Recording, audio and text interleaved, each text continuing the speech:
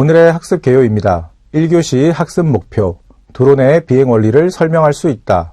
토크 현상을 설명할 수 있다. 지면 효과를 설명할 수 있다. 학습 내용은요, 드론의 비행 원리, 토크 현상의 특성, 지면 효과의 원리입니다.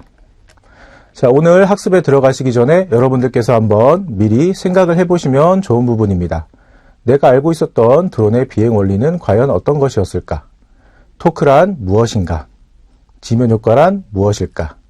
그래서 여러분들께서 각각 직접 드론을 운용해 보신 경험이 있으신 분들도 계실 거고요. 혹은 지금부터 준비하시는 분들이 계시는데 과연 내가 생각하고 있었던 드론의 구동 원리, 비행 원리하고 오늘 학습할 내용의 가장 큰 차이점은 무엇인지 한번 비교 분석해 보시면 좋은 의미가 되실 것 같습니다.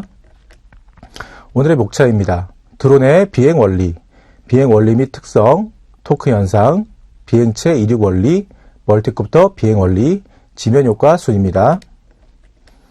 자, 드론 관련해서 여러분들께서 가장 궁금해하시는 부분이시고요. 그 다음에 본능적으로 드론을 처음 조종을 하신다 하셔도 이러한 개념이 명확하게 되어 계시지 않으시면 추후에 좀 더 난이도가 높은 비행에서 여러분들께서 안타깝게 조금 사고와 관련된 이슈가 벌어지실 수 있기 때문에 이 비행 원리 및 특성에 대해서는 반드시 명확하게 기억을 해 주셨으면 좋겠습니다. 자, 우선 여러분들께서는 하단에 이 그림을 먼저 보시면서요, 제 설명을 들어주시면 되시겠습니다. 자, 그림과 비교해서 여러분들께서는 이해해 주십시오. 양력은요, 드론의 날개가 공기 중을 날 때 발생하는 힘으로, 자, 방향은 당연히 위쪽이겠죠. 양력의 뜻 자체가 뜨는 힘, 말 그대로 부양력, 이렇게 이해를 하셔도 무방하시고요. 그래서 상승하려는 힘이다라고 생각을 해 주시면 좋겠습니다. 자, 그 다음은 중력입니다. 중력은 말 그대로 지구가 물체를 끌어당기는 힘, 그래서 아래쪽으로 작용하는 힘이죠. 여기서 여러분들께서 그냥 넘어가시게 되면 안 되는 부분이요. 우리가 양력 같은 경우에는 상승하려는 힘, 말 그대로 특정 방향으로 솟구치려는 그러한 힘을 말하는데 중력 같은 경우에는요, 밑으로 무언가 하강을 한다라는 개념을 여러분들께서는 상상하시기가 쉬우실 겁니다. 하지만 끌어당기는 힘이다, 밑으로 나아가는 힘이 아니다라는 차이점 디테일하게 한번 구분 지어 주셨으면 좋겠고요. 자, 계속해서 추력 들어갑니다. 추력은 비행기의 동력으로 기체가 앞으로 나가려는 힘, 그리고 우리 드론의 경우에는요, 특히 회전익이죠. 드론의 프로펠러에 의해서 발생하는 힘인데요. 자, 우리 멀티콥터의 특성상 기수 방향으로만 나아갈 수 있는 그러한 형태는 아닙니다. 기수 방향과 무관하게 여러분들이 원하시는 방향 쪽으로 조작을 하셔서 이동을 하는 개념이죠. 그렇기 때문에 일단은 내가 원하는 방향으로 나아간다, 추진력이다, 이렇게 이해를 하셔도 무방하십니다. 자, 계속해서 항력입니다.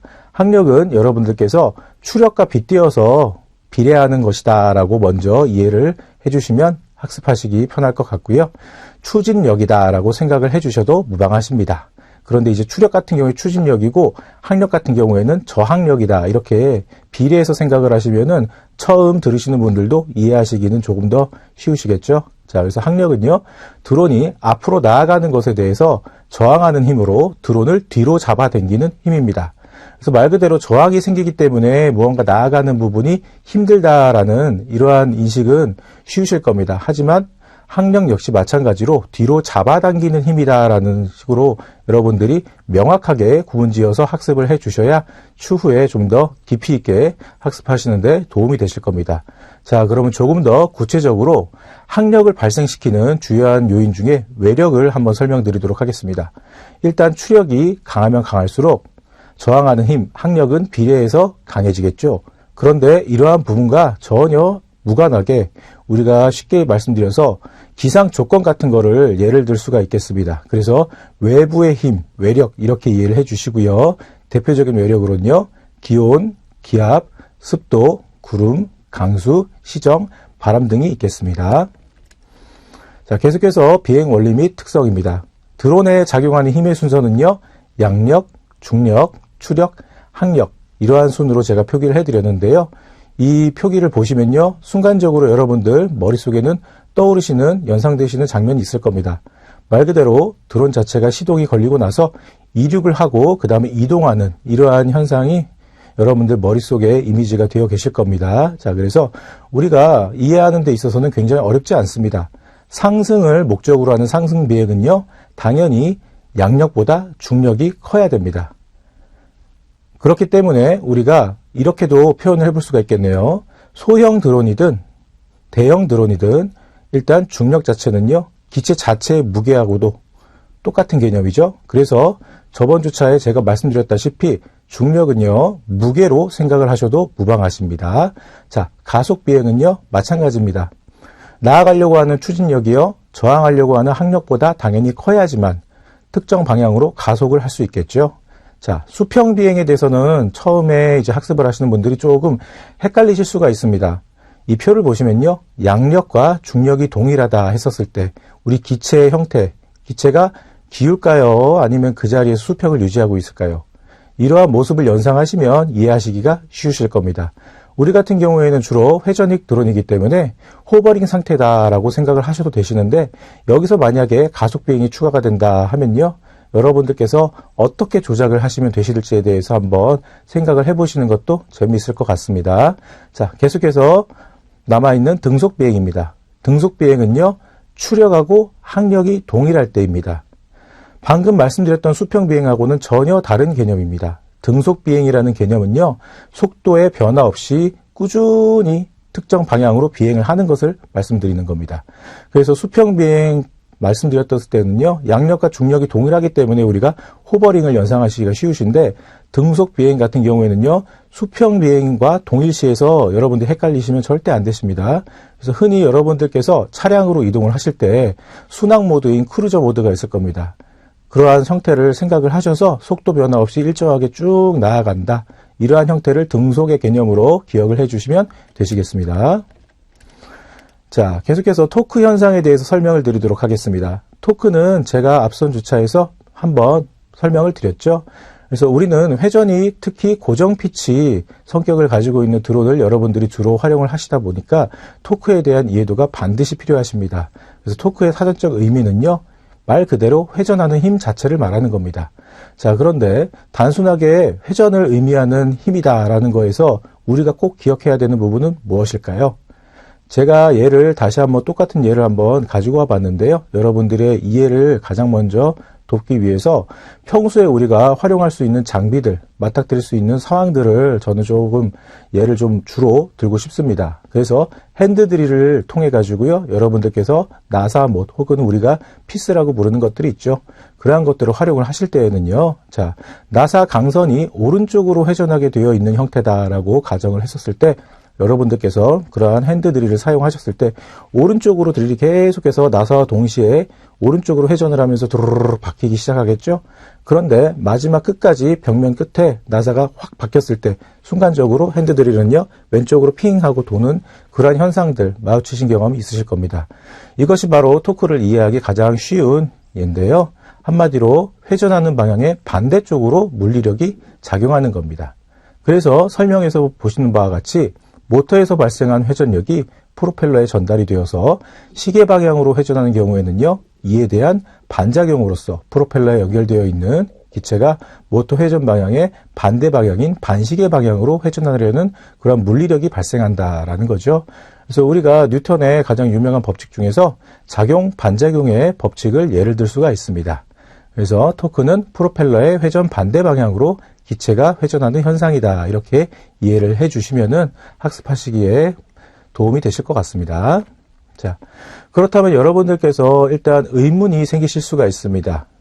일단 헬리콥터 관련해서 크게 관심이 있으셨거나 아니면은 조예가 깊지 않으시더라 하시더라도 여러분들께서 헬리콥터라는 말을 들으셨을 때는요, 가장 먼저 저절로 떠오르는 이미지가 있을 텐데요.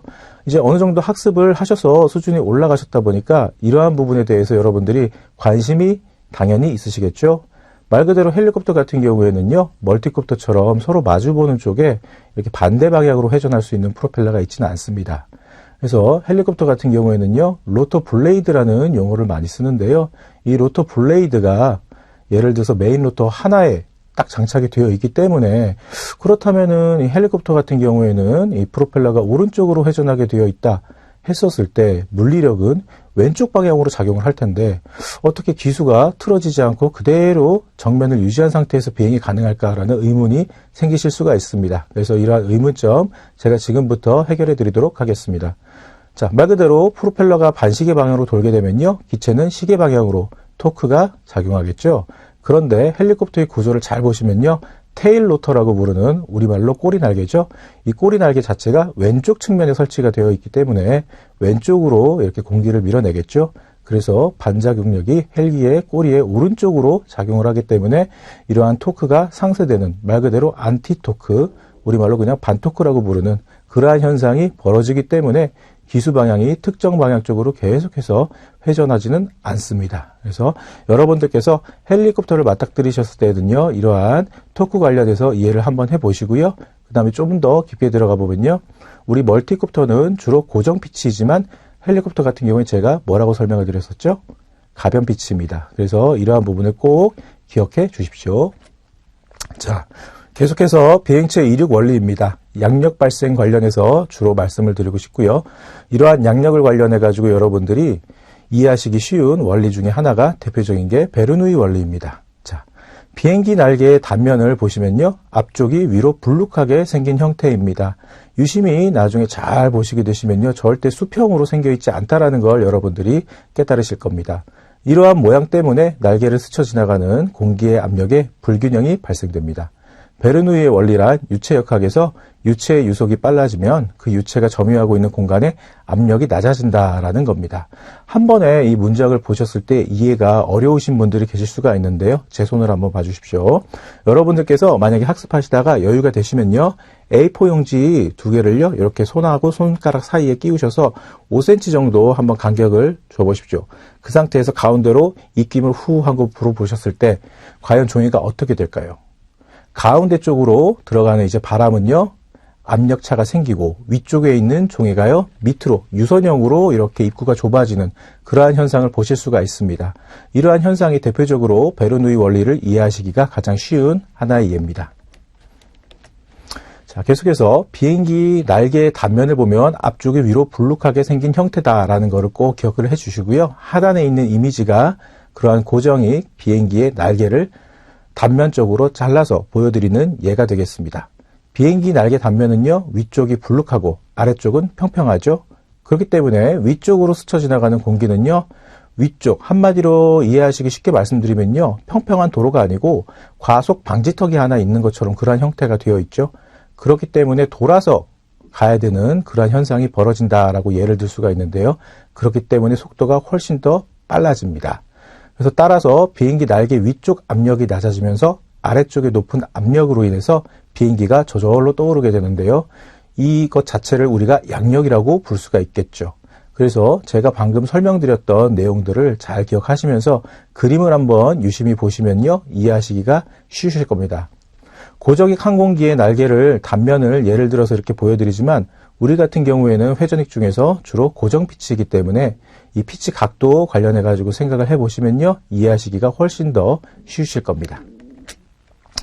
자, 계속해서 멀티콥터 비행 원리입니다. 제가 애니메이션 그림을 하나 준비를 했고요. 일반적으로 여러분들이 접하시기 가장 편한 쿼드콥터를 예를 한번 들어보겠습니다. 일단 프로펠러 관련해 가지고 모양이 보이고요. 서로 회전하는 방향이 동일하지 않죠. 이 이유는 뭐죠? 맞습니다. 여러분들께서 학습을 잘 하신 바와 같이 토크 관련해서 이렇게 상세하기 위해서 되어 있는 거죠. 그래서 일단 기체 모양을 잘 보시면서 제 설명을 한번 들어주십시오. 자, 우선 이건 정식적으로 전 세계적으로 무언가 협약을 맺거나 조약을 맺거나 약속을 한 건 아닌데요. 암묵적으로 우리가 따르고 있는 룰 중에 하나입니다. 자, 기체의 형태, 기수 방향을 여러분들 보시는 그림에서 위쪽이다라고 생각을 해보시면요. 기수의 가장 오른쪽 부분을요, M1. M은 모터의 약자입니다. M1이라고 부르고요. 그러한 M1을 기준으로 반시계 방향으로 순차적으로 숫자가 올라가는 겁니다. 그래서 보시는 바와 같이 쿼드콥터는요, 오른쪽 M1 기준으로 왼쪽으로 M2, 하단으로 M3, 오른쪽으로 다시 M4가 되겠죠. 자, 그러면은 여러분들께서 헥사콥터를 마주치셨을 때는 어떻게 될까요? 프로펠러가 6개니까 공식은 같죠? 예, 이렇게 응용을 하시면 되시겠습니다. 자, 외력에 대해서 조금 더 상세하게 한번 말씀을 드리도록 하겠습니다. 외력은 외부적인 힘이다라고 이렇게 이해를 하시면 되실 것 같고요. 그러한 외부적인 힘은요, 비행, 말 그대로 추진에 의해 가지고 저절로 발생하는 저항을 말하는 게 아니고요. 그 저항을 제외한 외부적인 요소라고 이해를 해 주십시오. 그래서 대표적인 외력은요, 기상 조건이고요. 그 중에서 기상의 7대 요소를 우리가 쉽게 예를 들 수가 있겠죠. 기온, 기압, 습도, 구름, 강수, 시정, 바람입니다. 자, 여러분들이 학습하신 바와 같이 한번 응용을 해서 한번 대입해 보도록 하겠습니다. 자, 현재 이 그림을 보시면요. 양력, 중력, 바로 확인이 되셨죠? 그리고 추력, 나아가려고 하는 힘까지 있습니다. 자, 그래서 다시 한번 복습을 해보시면요. 양력은 말 그대로 뜨려고 하는 힘, 즉 물체의 유동 방향과 수직이 되는 힘입니다. 계속해서 중력은요. 무게와 똑같다라고 이해를 하시면 된다 그랬죠. 그래서 가장 주의하셔서 학습을 하셔야 되는 부분은요. 자, 지구가 물체를 끌어당기는 힘이라는 겁니다. 밑으로 작용하는 힘이라는 그런 식으로 방향을 생각을 하셔서 이해하시면 절대 안 되십니다. 끌어당기는 힘이 정말 중요하다라는 포인트 기억해 주시고요. 자, 그 다음 나아가려고 하는 추진력, 추력인 거죠. 그래서 현재 텍스트상에서는 항공기가 앞으로 전진하려는 힘이라고 일반적으로 제가 예를 들어드렸지만 우리 멀티콥터 같은 경우에는요. 꼭 기수 방향으로만 나아갈 필요는 없습니다. 그래서 여러분들이 이동을 원하시는 그러한 방향 쪽으로 나아간다라고 생각을 해 주시면 좋겠고요. 자, 계속해서 설명을 드리자면요. 여러분들께서 학습하신 내용이 정말 이해하시기 쉽게 좀 도움을 드리기 위해서 제가 동영상을 한번 일부 발췌를 해봤습니다. 그래서 눈으로는 동영상을 시청을 해주시고요. 귀로는 제가 드리는 설명을 한번 봐주시면 이해하시기 편하실 것 같습니다. 자, 프로펠러는 어떻게 드론을 날 수 있게 해줄까요? 프로펠러 단면을 보시면요. 이렇게 휘어져 있습니다. 공기의 입자를 이렇게 공으로 우리가 생각을 해보면요. 프로펠러가 이렇게 돌아가면서 공기와 부딪히게 되고 그럼 공기가 아래로 밀려 내려갈 겁니다. 풍선의 입구에서 바람이 빠져나가면 풍선은 반대로 나가는 것처럼 프로펠러가 회전하면서 아래로 공기를 밀어내면 위로 올라가게 하는 힘이 생깁니다. 회전을 빠르게 해주면 위로 올라가려는 추력도 굉장히 커지게 되겠죠. 추력이 중력보다 크면 위로 올라가게 되는 거고요. 회전이 느려지면 추력도 작아져서 아래로 내려오게 됩니다. 추력과 중력이 같으면 공중에 멈춰 있게 될 것입니다. 프로펠러의 폭을 넓게 하면 접촉하는 공기의 양도 많아지게 되어서 추력도 커지게 됩니다. 그래서 드론의 프로펠러는 대체적으로 통통한 편입니다. 프로펠러는 모터에 의해서 돌아갑니다. 모터를 손으로 이렇게 잡게 되는 영상 보셨고요. 위쪽을 잡게 되면 몸체가 돌아가게 되겠죠. 아무것도 잡지 않게 되면 한번 보시겠습니다. 모터가 회전하면서 당연히 프로펠러가 돌아가겠죠. 이때 회전력에 의해서 반작용의 힘이 작용하면서 몸체가 반대로 회전하게 됩니다. 헬리콥터의 프로펠러가 회전을 하면 반작용의 힘이 작용해서 헬기의 몸체는 반대로 회전합니다. 그래서 꼬리 날개를 만들어서 회전을 막아줍니다. 드론도 날개가 하나만 있다면 빙글빙글 돌게 돼서 많이 어지럽게 될 겁니다. 드론은 회전을 막아주기 위해서 꼬리 날개를 달아주는 대신에 프로펠러의 회전을 각각 다르게 해줍니다. 4개의 프로펠러가 모두 같은 방향으로 돌아가게 되면 반작용의 힘이 작용해서 드론이 반대 방향으로 회전하게 될 겁니다. 그래서 프로펠러 2개를 다른 방향으로 회전시키는 거죠. 이렇게 하면 이쪽 2개하고 이쪽 2개의 프로펠러가 서로 회전하려는 힘을 상쇄시켜 줍니다. 드론의 회전을 막아주고 안정적인 비행을 위해서 프로펠러의 개수는 주로 짝수를 많이 사용하고 있습니다. 드론을 앞으로 나아가게 하려면 뒤쪽 2개의 프로펠러는 더욱더 빠르게 회전합니다. 뒤쪽의 추력이 훨씬 더 커지게 되면 드론이 기울어지면서 앞으로 나가게 됩니다. 옆으로 움직이게 하려면 반대편에 있는 2개의 프로펠러의 회전을 빠르게 해줍니다. 드론이 회전하려면 어떻게 할까요? 프로펠러는 2개씩 회전 방향이 각각 다릅니다. 이쪽 2개의 프로펠러가 회전을 멈춘다면 어떻게 될까요? 나머지 2개의 프로펠러만 돌아가게 되고요. 반대 방향으로 몸체가 돌아갈 겁니다. 그래서 드론을 회전시켜 줄 때에는요. 4개의 프로펠러 중에 2개의 프로펠러 속도를 감소시켜 줍니다. 그럼 힘의 균형이 깨지게 되고 드론이 회전하게 됩니다. 프로펠러의 추력이 중력과 같다면 4개의 프로펠러가 서로 같은 속도로 회전할 때 드론은 정지해 있을 겁니다. 하지만 현실에서는 바람도 불 수도 있고 드론의 무게중심도 다르기 때문에 프로펠러 회전수가 같게 되면 드론은 이리저리 움직이게 됩니다. 드론이 외부 자극으로 인해서 기울어지면 다른 쪽 출력을 증가시켜서 드론을 안정화시켜줍니다.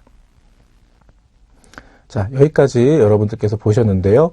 훨씬 학습하신 내용 관련해서 이해하시기가 쉽겠죠.